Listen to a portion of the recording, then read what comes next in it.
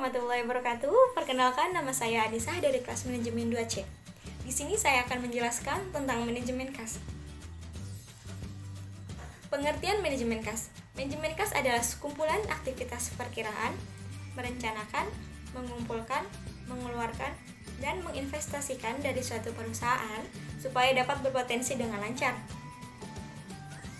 Tujuan manajemen kas selain hal di atas juga meliputi dua hal. Yang pertama, likuiditas.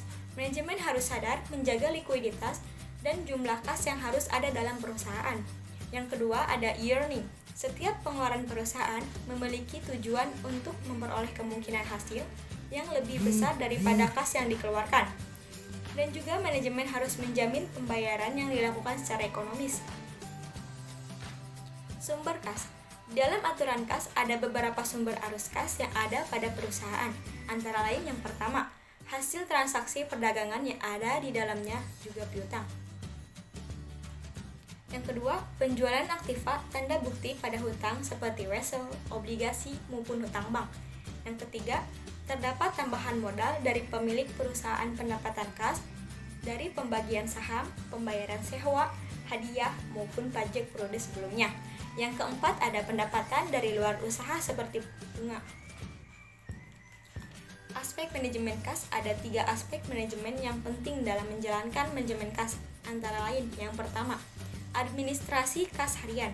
Administrasi kas harian merupakan suatu tata tertib administrasi, penerimaan dan pengeluaran kas, dan juga saldo kas akhir sehingga dapat dibuat laporan kas yang up to date, yang dapat memberikan informasi mengenai struktur penerimaan, pengeluaran, dan saldo akhir kas pada saat dibutuhkan.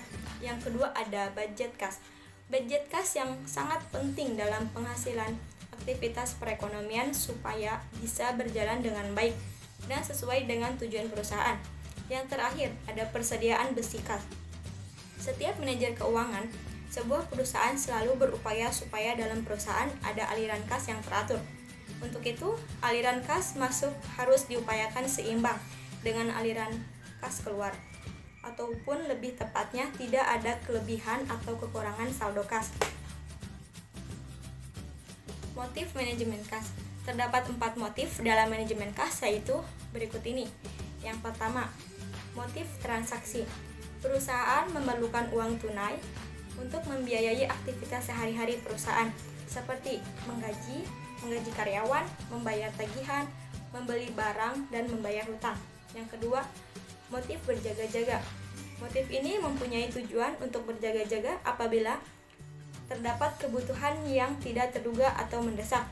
Yang ketiga, motif spekulasi. Motif ini dipakai untuk mengambil keuntungan apabila ada kesempatan, seperti misalnya perusahaan menginvestasikan kas yang ada pada sekuritas yang diharapkan setelah membeli sekuritas harganya yang naik. Yang terakhir, ada motif conspending balance. Pada dasarnya, motif ini berhubungan dengan keterpaksaan perusahaan di dalam meminjam uang di sebuah bank. Di sini terdapat contoh soal. Yang pertama, kebutuhan kas perusahaan selama 1 bulan 20 juta. Perusahaan memperoleh kas dengan menjual surat berharga. Biaya transaksi perolehan kas adalah 10.000, sedangkan beban tetap atau bagi hasil adalah berkisaran 18% per tahun atau 1,5% per bulan. Dijawab, jumlah saldo kas C sama dengan 2BT per I sama dengan 2 dikali 10.000 dikali 20 juta per 0,05 sama dengan 5.163.978.